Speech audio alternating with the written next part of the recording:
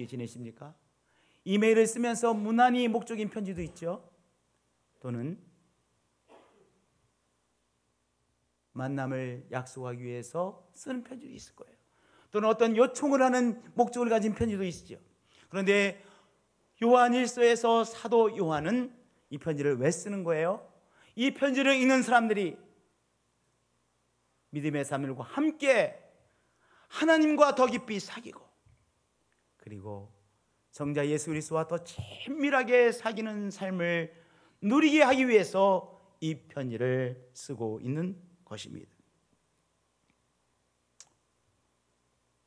여기 한 분도 살고 싶어서 태어나신 분이 없으실 거예요. 그렇죠? 우리 의사와는 전혀 상관없이 우리가 이 땅에 살게 되어졌습니다. 우리의 의사와는 전혀 상관없이 살게 되어졌지만, 그러나 다 나름대로 아등바등 열심히 살고 있어요.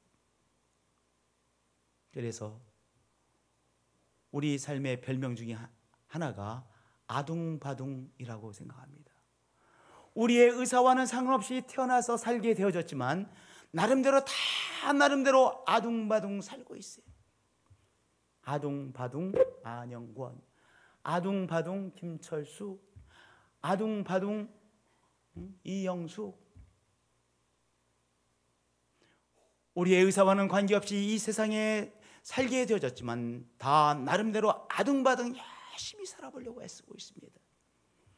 아둥바둥 인생입니다. 또한 우리의 삶을 보면 허망한 인생이죠. 뭐냐? 결국은 한 줌의 재가 되어지고 다 먼지처럼 없어지는 인생이기 때문입니다. 그래서 우리의 인생은 허망한 인생입니다. 우리의 삶을 바라보면 정말로 허망합니다. 허무합니다.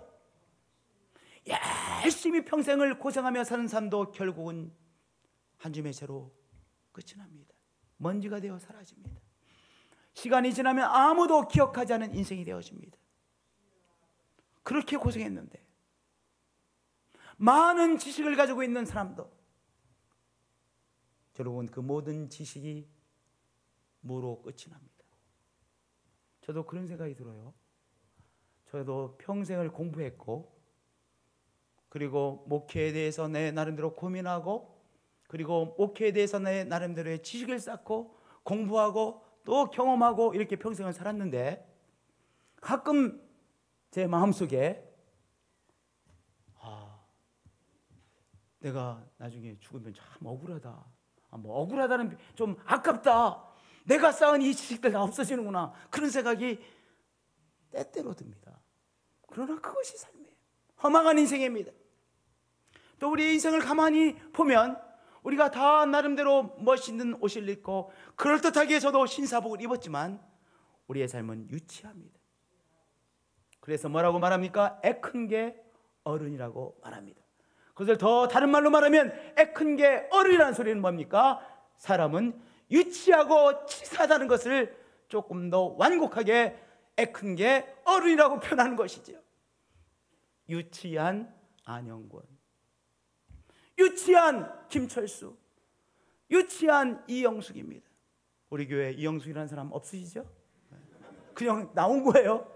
하여튼 우리의 삶을 바라보면, 가만히 들여다보면 유치하고 나의 삶 자체가 치사합니다. 여러분들, 그런데 우리 존귀하신 하나님께서 우리에게 찾아오셔서 존귀한 하나님과 함께 나누는 존귀한 인생으로 초대해 주신 거예요. 우리 존귀한 하나님께서 우리에게 찾아오셔서 존귀한 인생이 되게 하시려고 찾아오신 것입니다. 우리 유치한 인생, 허망한 인생, 아둥바둥 사는 인생에게 찾아오셔서 우리의 삶을 하나님과 함께 사귀는 존귀한 인생이 되게 하시는 것이죠. 존귀하신 하나님과 함께 사귀면 우리의 삶이 존귀해지잖아요. 유치한 인생, 허망한 인생, 아둥바둥 사는 인생을 존귀하신 하나님께서 찾아오셔서 우리와 함께 하시고 사귀심으로, 요한일서에서 반복되는 말씀처럼 우리 존귀하신 하나님께서 우리와 함께 사귀게 하심으로 우리의 삶을 존귀한 인생으로 초대하신 것입니다.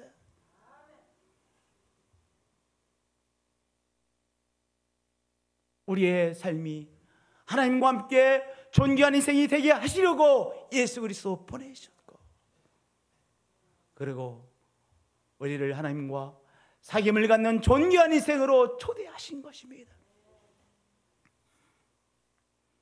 존귀하신 하나님과 함께 사귀면 우리의 인생이 존귀한 인생이 되는 것이죠. 그렇죠? 그것이 요한일서의 주제입니다. 우리가 사귀는 삶의 범주를 한번 생각해 보겠어요. 우리가 사귀는 사람들이 굉장히 많을 것 같아도 참 한정적이에요. 저는요, 대전에서 나서 대전에서 평생을 살았어요. 대전 자양 초등학교 들어가서 거기 졸업했고요. 그 다음에 동중 입학해서 졸업했고요. 지금은 없어졌는데 동중학교라는 학교가 있었어요, 과거에. 대성고등학교 입학해서 졸업했고요.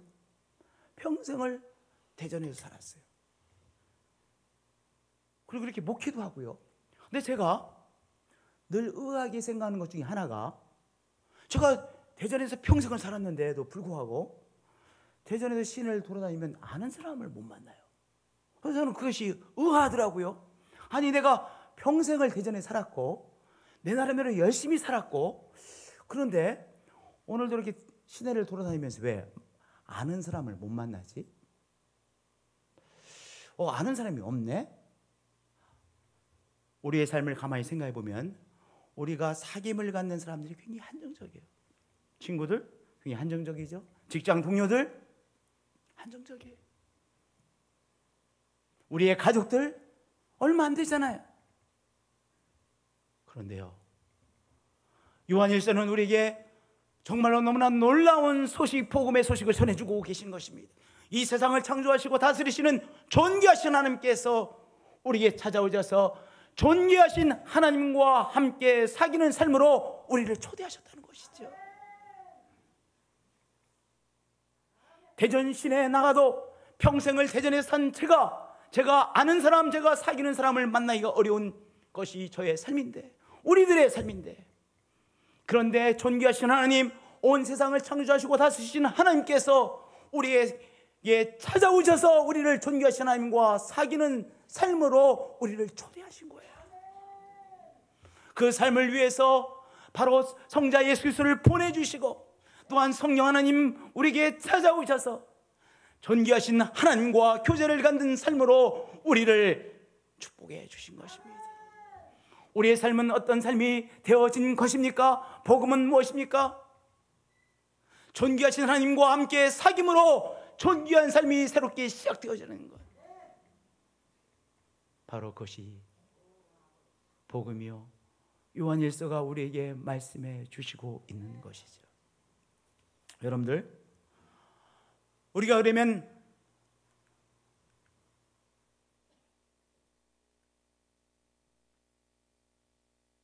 존귀하신 하나님과 어떻게 사귐을 누리며 살 수 있을까요?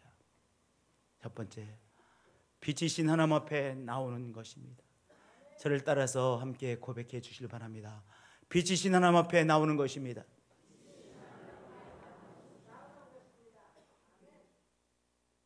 하나님은 어떤 분이시죠? 요한일서 1장 5절에 하나님은 빛이시라고 소개하고 있어요. 우리와 사귐을 갖기 위해서 찾아오신 하나님, 존귀하신 하나님은 어떤 분이십니까? 하나님은 빛이십니다. 거룩한 빛으로 충만하신 하나님이시죠. 온 세상을 창조하시는 영광의 빛으로 충만하신 하나님이시죠. 하나님은 빛이시라. 아주 간단 명료한 말씀이지만 이 말씀이 너무나도 의미심장한 한마디입니다. 하나님은 빛이십니다. 거룩하신 빛으로 충만하신 분이십니다. 여러분들, 사람의 빛, 세상의 빛에는 어둠이 있어요. 그렇잖아요. 우리 사람의 빛, 이 세상의 빛에는 그림자가 있습니다. 빛이 가지고 있는 또 다른 모습은 그림자잖아요. 그런데 하나님은 그림자를 갖고 계신 분이 아니세요. 하나님은 빛 그 자체이십니다. 하나님은 빛이십니다. 거룩의 빛으로 충만하신 하나님이시요, 바로 창조자의 영광의 빛으로 충만하신 하나님이시죠. 여러분을 빛이신 하나님과 사귄다는 것은 무엇입니까? 우리의 어둠 속에서 나와 빛이신 하나님 앞에 서는 거예요. 하나님과의 사귐이라. 뭐예요?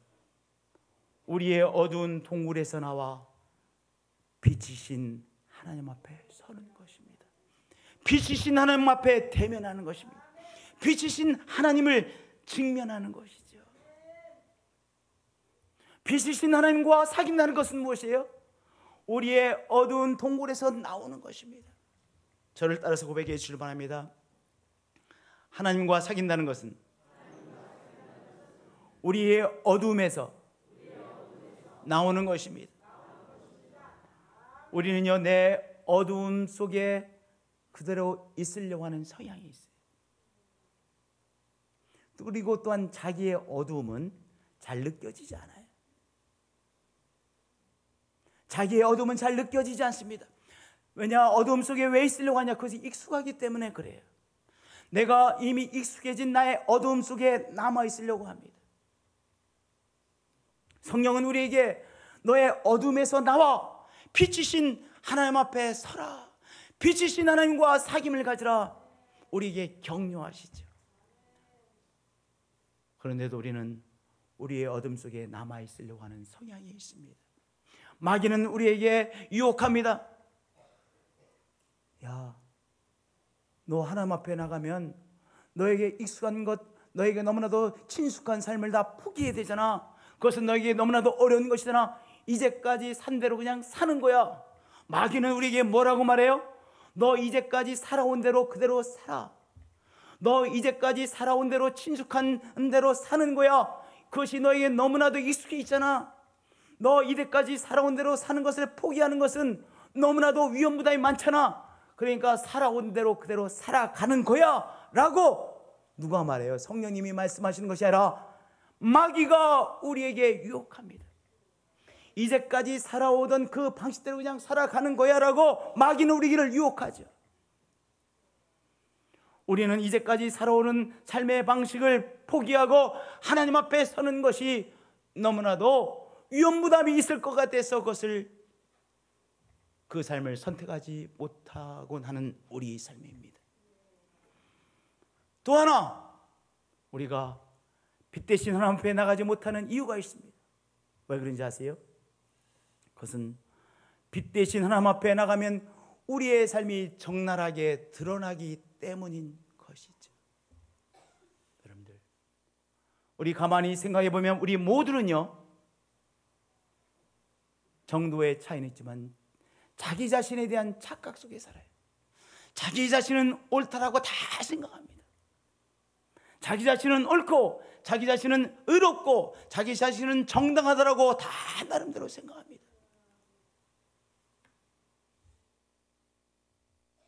자아도취라고 하는 말이 있죠. 나르시즘. 정도의 차이는 있지만 다 자기는 옳고 자기는 정당하고 자기는 틀린 것이 없다라고 하는 그 확신을 다 나름대로 가지고 살아갑니다. 그것을 내려놓지 않기 위해서 빛 대신 하나님 앞에 나가지 못하는 거예요. 왜냐? 빛 대신 하나님 앞에 나가면 무엇이 드러납니까? 자기의 옳지 못한 것이 그대로 드러나잖아요. 자기의 허물이 드러나잖아요.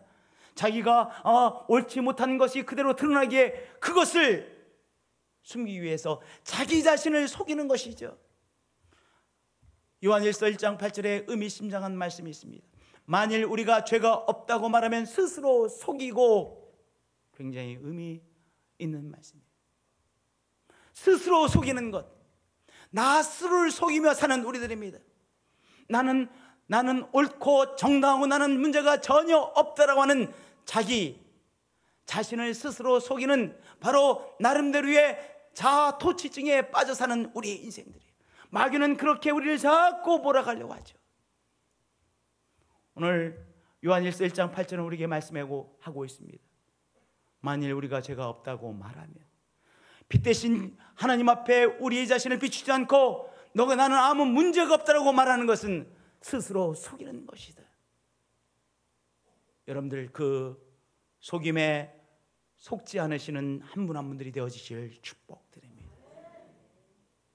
빛 대신 하나님 앞에 나서는 것입니다. 빛 대신 하나님 앞에 나서 내 속의 허물을 보는 것이죠. 나의 약함을 보는 것이죠. 나의 연약함을 보는 것이죠.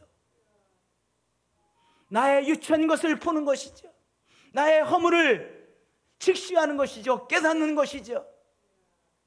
그것이 바로 빛 대신 하나님과 사귐을 갖는 시작인 것입니다. 할렐루야. 오늘 하나님 말씀에 앞에 선 우리들은 빛 대신 하나님 앞에 나가 우리의 연약함과 우리의 부족함을 깨닫게 되시는 한 분 한 분들이 되어지시길 축복드립니다.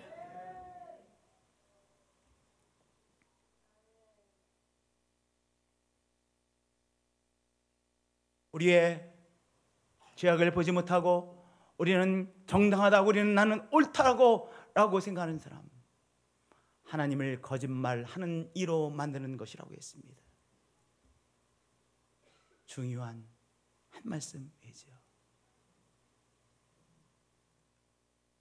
두 번째, 하나님과 사귐의 중요한 것은 나의 죄악을 하나님 앞에 자백하는 것입니다.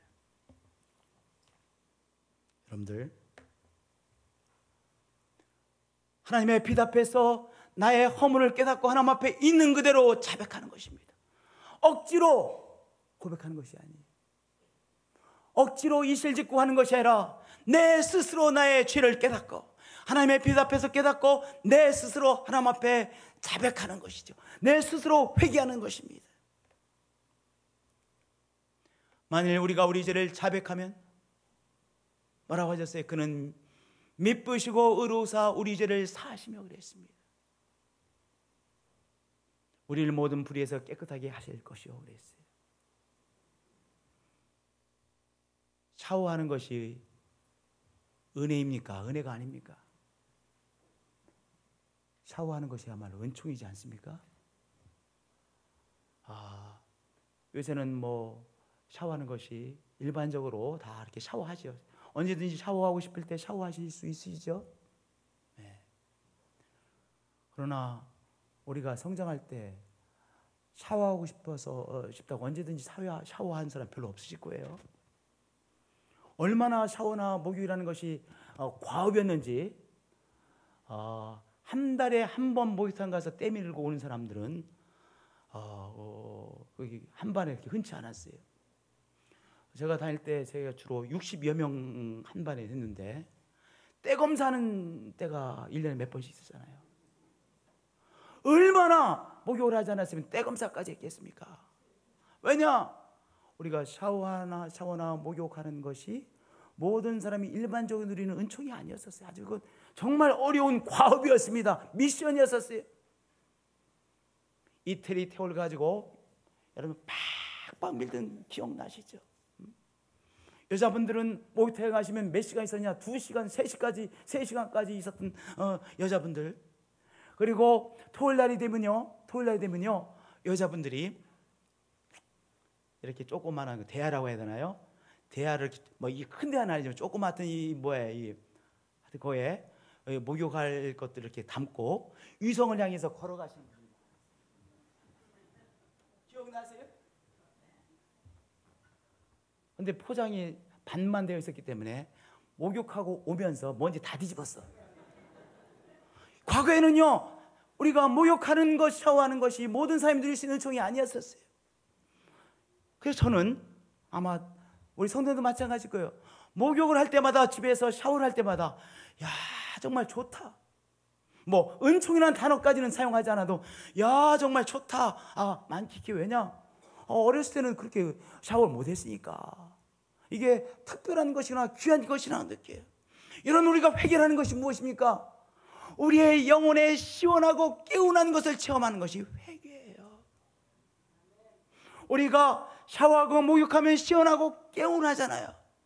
우리가 하나님 빛 앞에서 우리의 죄를 깨닫고 회개하면 우리의 영혼이 시원하고 개운해지는 거예요. 그러니 회개가 얼마나 큰 은총입니까? 우리가 샤워하고 목욕하는 것이 은총이듯이 회개가 은총입니다. 저를 따라서 고백해 주시길 바랍니다. 샤워하는 것이 은총이듯이 회개하는 것이 은총입니다. 네, 샤워하는 것이 은총이듯이 우리가 회개할 수 있고 회개하는 것이 은총입니다. 왜냐하면 우리가 샤워할 때 시원하고 개운해지는 것처럼 우리가 회개할 때 하나님 앞에서 우리의 영혼이, 우리의 마음이 시원해지고 개운해지기 때문인 것이죠. 우리가 샤워하고 목욕함으로 새롭게 하루를 시작할 수 있듯이 우리가 하나님 앞에 회개함으로 그분의 빛으로 비춤을 받고 깨닫고 회개함으로 하루를 새롭게 시작하는 것이요, 우리의 삶을 새롭게 시작하는 것입니다. 하나님께서 우리를 신비하게 창조하셨어요. 참 신비한 것 중에 하나가요, 그렇게 피곤하다가도 우리가 잠을 잘 자고 아침에 깨어서 더구나 기분 좋게 우리가 샤워를 하면 하루를 새롭게 시작할 수 있어요. 어저께 집에 들어올 때 그렇게 피곤했는데, 너무나 피곤했는데, 정말 손 하나 꼼짝할 힘이 없었는데, 그럼에도 불구하고 밤에 잠을 잘 자고 그리고 아침에 일어나서 샤워를 기분 좋게 하고 노래하면서 샤워하고 콧노래하면서 샤워하고 그리고 몸을 닦고 머리 쫙 저처럼 빗어 넘기고 그러면 하루를 새롭게 시작하게 되어져요. 우리는 그 신비를 늘 새롭게 아침마다 체험하시죠. 그렇죠? 빛 앞에서 우리가 우리의 허물을 깨닫고 하나님 앞에 회개할 때 새롭게 하루를 시작할 수 있는 영적인 힘을 공급받는 거예요. 그러니 회개가 얼마나 은혜입니까? 회개가 얼마나 은총입니까?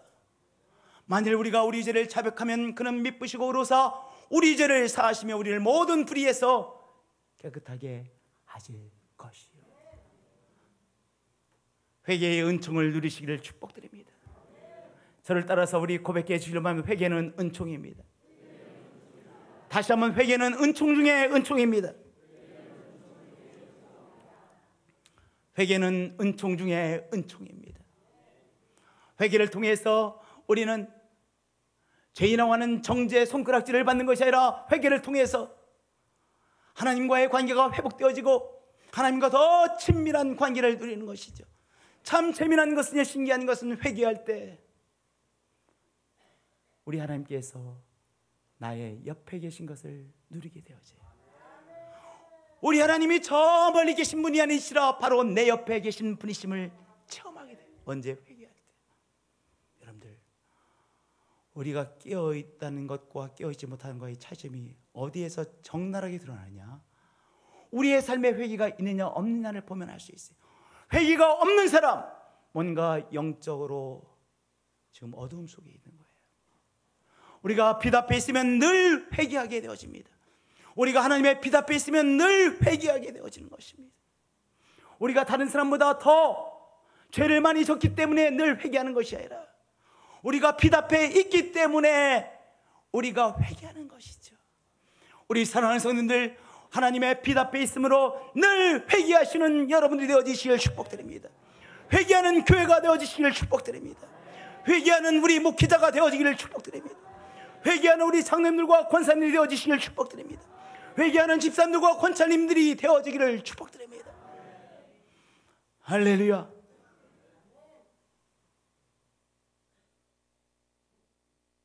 회개한다고 하는 것은 우리가 하나님 앞에 나와 있다는 것이요, 하나님과 사귐을 늘 갖는다는 것을 의미하는 것입니다. 시시때때로 회개하시는 우리 한 분 한 분들이 되어지시길 축복드립니다. 왜냐하면 회개한다는 것은 빛 안에 거하는 것이기 때문이죠. 할렐루야. 그런데 우리가 늘상 빠지는 가장 빠지기 쉬운 죄가 있습니다. 사람을 미워하는 죄입니다. 요한일서 1장을 넘어서서 2장에 가장 먼저 우리가 회개해야 할 죄에 대해서 2장에서 형제를 미워하는 것을 말씀해 주고 있어요. 왜냐, 우리가 늘 빠지기 쉬운 어둠의 삶이기 때문입니다. 무엇이요? 형제를 미워하는 것이. 요한 1서 2장 9절에 빛 가운데 있다 하면서 그 형제를 미워하는 자는 아직까지도 어둠에 있는 자요 그랬어요. 우리가 자꾸 어둠의 세력에 사로잡히는 요소가 있는데 그것이 무엇이에요? 사람을 미워하는 거예요. 우리가 사람을 미워하면 어떻게 돼요? 내가 어둠에 사로잡히게 돼요. 그러니까 참 이 사람을 미워하는 것이 무서운 거예요. 왜냐? 사람을 미워하면 내 영혼이 어둠에 사로잡히기 때문에. 우리는 이렇게 생각합니다. 저 사람을 미워하는 건 너무나 당연해. 저 사람을 미워할 너무나도 많은 이유들이 있어. 그래서 저 사람을 미워하는 것은 당연한 거야 라고 생각합니다. 여러분들, 그게 아닙니다. 우리는 저 사람을 미워할 어떤 이유가 있다라고 당연한 것이라고 말하는지 모르지만 사람을 미워하는 것은 어둠에 있는 것입니다. 우리 사랑하는 성도님들, 이 사람을 미워하는 것, 사람을 미워하는 죄, 여기서 조금만 더 생각해 보겠습니다. 11절에는요 똑같은 장, 우리가 아까 9절 읽었죠. 11절에 이렇게 말씀했어요. 또 한번 반복해서 말씀하시기를 그의 형제를 미워하는 자는 어둠에 있고, 9절에 똑같이 말씀하셨죠. 또 다음에 형제를 미워하는 사람은, 사람을 미워하는 사람은 어둠에 있고 어둠 속에 있는 것이고, 그 다음에 한 번 더 중요한 것을 강조하고 있습니다. 어둠에 행하며 갈 곳을 알지 못하나니 이는 그 어둠이 그의 눈을 멀게 하였습니다. 여러분들, 우리의 눈이 멀어진다. 그거 심각한 것이잖아요. 근데 무엇에 의해서 우리의 눈이 멀어집니까? 우리가 사람을 미워할 때 그 미움에 의해서 우리의 눈이 가리워집니다. 미움에 의해서 우리의 눈이 가리워져요. 미움에 의해서 우리의 눈이 가리워지니까 온갖 실수를 다 하죠. 많이 배운 사람도 자기의 지식과 관계없이, 성공한 사람도 자기의 성공과 관계없이, 체면을 지켜야 될 사람도 체면을 지키는 것과 관계없이 눈이 어두워져서 엉뚱한 일을 행하게 되는 것입니다. 여러분들, 우리 주위의 사람을 미워하는 것, 미워하면 어둠에 사로잡히고 눈이 멀게 되어 좌충우돌하게 되는 것을 깨닫고 오늘 사람을 미워하는 죄를 회개하는 것입니다. 할렐루야. 요한일서 2장 11절 다 우리가 읽고 또 읽고 가슴에 새겨야 될 말씀이에요. 그의 형제를 미워하는 자는 어둠에 있고 또 어둠에 행하며 눈이 가리워져서 행하며 갈 곳을 알지 못하여 좌충우돌하며 이는 그 어둠이 그의 눈을 멀게 하였습니다. 미워하는 어둠에서 눈이 멀어져서 좌충우돌하게 되어진다는 것이죠. 오늘 성령께서 우리가 하고 있는 어떤 미움에 대해서 생각나게 하십니까? 우리는 어떻게 생각을 했습니까? 그 사람을 미워할 충분한 이유가 있어서 미워한다고 생각합니다. 그 사람을 미워하는 것은 너무나도 당연한 나의 권리라고 생각합니다. 그런데 그것을 내려놓는 거예요. 어떤 누구에도 사람을 미워할 권리가 없기 때문입니다. 내가 그 사람을 미워할 충분한 권리가 있다고 하는 그 주장을 내려놓는 거예요. 회개하는 것입니다. 회개라고 하는 것은 주장을 내려놓는 것이잖아요. 제가 잘못했습니다. 그 사람을 미워하는 것은 잘못한 것입니다. 하나님, 예수 그리스도의 보혈로 씻어주세요 라고 겸손히 회개하는 것이죠. 우리가 사람을 미워하는 죄를 깨달을 때마다 회개하는 것입니다. 저를 따라서 고백해 주실 말입니다. 깨달을 때마다 회개하겠습니다. 내가 그 사람을 미워하는 것은 당연한 것이라는 생각을 내려놓으세요. 그것이 악의 근본인 것을 깨달으세요. 그리고 사람 미워하는 것을 깨닫는 순간마다 하나님 앞에 회개하는 것입니다. 시시때때로 회개하는 것입니다. 우리가 빛 앞에 있으므로 시시때때로 회개하는 삶을 살게 되어지는 것이죠. 우리가 바라봐야 될 것이 있습니다. 사람이 미워지는 마음이 자꾸 생각나시는 분들, 십자가의 예수님을 바라보세요. 저를 따라서 다시 한번 해주시기 바랍니다. 십자가의 예수님을 바라봅니다. 다시 한번 십자가의 예수님을 바라봅니다. 십자가의 예수님을 바라보는 거예요. 예수님께서 무지막지한 사람들의 무지막지한 이유로 예수님이 잡히시고 사형언도를 당하셨고 사형 집회를 당하셨어요. 예수님을 십자가에 못 박았습니다. 그리고 예수님을 향하여 침을 뱉습니다. 예수님께서 얼마나 심한 모독을 당하셨어요. 예수님을 향해 침을 뱉는 거예요. 예수님을 향하여 막 손가락질을 합니다. 예수님의 인격을 모독합니다. 욕을 합니다. 사람을 구원한다고 너나 구원해봐 마. 그 모욕과 지옥을 다 받으셨어요. 그런데 예수님께서 하나님 아버지 앞에 간청하기를, 아버지여 저들을 용서해 주세요. 저들이 몰라서 저러는 것입니다. 그렇게 아버지 앞에 간청했습니다. 아버지, 저 사람들 용서해 주세요. 침 뱉는 저 사람들 용서해 주세요. 나에게 욕하는 저 사람들 용서해 주세요. 몰라서 저 사람들이 저러는 것이잖아요. 용서해 주세요. 바로 이 십자가에서 이렇게 모욕당하시면서도 고백하시는 예수님을 바라볼 때 우리가 어떻게 할 수 있어요? 오늘 우리를 오해하는 사람을 내려놓을 수가 있습니다. 우리를 내가 미워할 권리가 있다고 생각하는 그 사람에 대한 그 권리를 내려놓을 수 있는 것이죠. 십자가의 예수님을 바라보시는 여러분 되어지실 축복드립니다. 거룩한 상상력이에요. 거룩한 상상력. 십자가 위에서 묵묵히 그 모욕을 당하시는 예수님, 그리고 예수님께서 하나님 아버지에게 아버지 용서해 주세요, 저 사람들이 몰라서 하는 것입니다 라고 말씀하시는 그 예수님의 모습을 상상하시는 거예요. 그 예수님을 바라볼 때 내가 저 사람을 미워할 권리가 있습니다. 그 누가 그 권리를 주장할 수 있겠습니까? 그렇죠? 또 하나 우리가 상상해야 될 것이 있습니다. 여러분들, 우리를 가만히 보면 우리는 어떤 사람이 나를 섭섭하게 했어요. 어떤 사람이 나를 힘들게 했어요. 어떤 사람이 나에게 못되게 했어요. 그러면 무엇을 상상합니까? 그 사람과 동행하는 것을 상상해요. 그렇죠? 그 사람과 동행하는 것을 상상해요. 그래가지고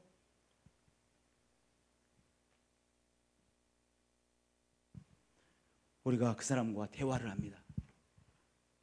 그러면 그 사람에게 당신은 이렇게 했잖아, 당신 이거 잘못한 거잖아. 그 사람과 계속 동행하면서 그 사람을 생각하면서 그 사람과의 대화를 상상하면서 계속해서 그 사람에게 내가 하고 싶은 이야기를 합니다. 그렇죠? 나에게 섭섭하게 한 사람, 그 섭섭하게 한 것이 얼마나 잘못된 것인가를 내가 지금 항변합니다. 나를 힘들게 한 사람에게 그 힘들게 한 것이 얼마나 잘못된 것이라고 항변합니다. 지금 내가 누구하고 동행하고 있는 거예요? 내가 미워할 권리가 있다고 생각하는 그 사람과 내가 지금 동행하고 있는 거예요. 내가 그 사람과 동행하는 한 계속해서 나는 미워할 수밖에 없는 거예요. 그렇잖아요. 내가 지금 동행하는 사람이 내가 미워할 권리가 있는 그 사람과 동행하고 있으니까 계속 그 사람 생각하며 미워할 거 아니겠어요? 뭐를 바꾸셔야 돼요? 내가 동행하는 사람을 바꾸는 거예요. 누구로 바꾸는 거예요? 우리 예수님과 함께 동행하는 것입니다. 저를 한번 따라해 주시겠습니다. 예수님과 동행하겠습니다. 누구와의 동행을 멈추고요, 내가 미워해야 될 권리가 있다고 생각하는 그 사람과의 동행을 내려놓고, 그 상상을 내려놓고, 우리 좋으신 예수님, 묵묵히 우리의 위로자가 되어주시는 예수님, 묵묵히 우리와 함께 하시는 예수님, 십자가상에서 우리가 우리가 상상하기도 어려운 모욕과 지옥을 당하신 그 예수님과 함께 동행하는 우리의 삶이 되는 것입니다. 그분과 동행하는 모습을 상상하세요. 그분과 함께 동행하세요. 그분이 내 곁에서 함께 동행하고 있는 모습을 상상하세요. 그러면 우리는 하나님과 사귐을 갖는 사람이요, 그리스도와 사귐을 갖는 삶을 살아가는 것이죠. 우리 사랑하는 성도님들, 우리 하나님께서 우리를 어떤 삶으로 초대하셨어요? 존귀하신 하나님과 사귐을 갖는 삶으로 초대하셨어요. 우리 존귀하신 예수님과 사귐을 갖는 삶으로 초대하셨습니다. 내가 미워하는 그 사람과 동행하는 것을 멈추시고 오늘 우리 좋으신 예수님, 우리와 비교할 수 없는 억울함을 당하셨던 예수님, 오해를 받으셨던 예수님, 그 예수님과 거룩한 상상력을 사용하셔서 동행하시기를 축복드립니다. 예수님과 동행하시는 한 분 한 분들이 되어주시길 축복드립니다. 예수님 사랑합니다. 경배합니다. 하나님과 사귐의 삶으로 우리를 초대하신 하나님, 하나님을 아버지로 사귀는 삶으로 초대하신 우리 하나님, 우리 존귀하신 예수님과 동행하는 삶으로 우리를 초대해 주신 신앙생활